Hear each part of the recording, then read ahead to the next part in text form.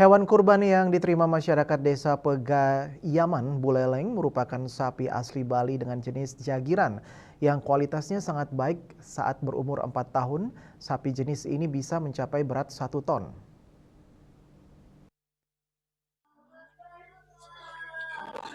Sapi Bali atau Bos Sundai Jus merupakan sapi lokal Bali yang mampu bertahan dalam kondisi alam dan pakan seadanya.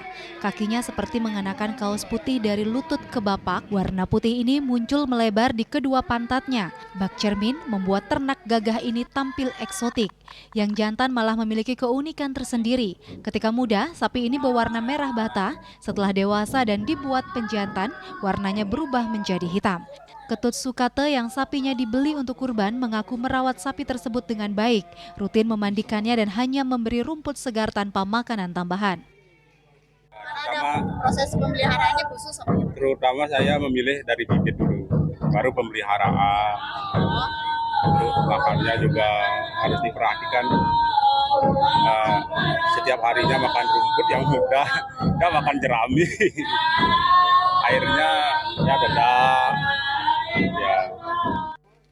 Sementara Kadis Pertanian Kabupaten Buleleng Gede Melandrat memaparkan bahwa jumlah peternak sapi Bali di Buleleng tidak banyak dengan jumlah sapi sekitar 100 ekor.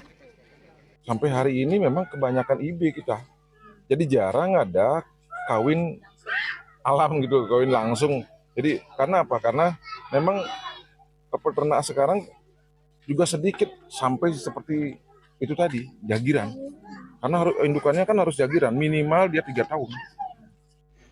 Dengan perkembangbiakan secara inseminasi buatan.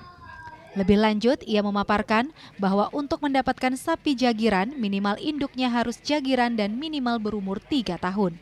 Yaseri Yuli, Bali TV.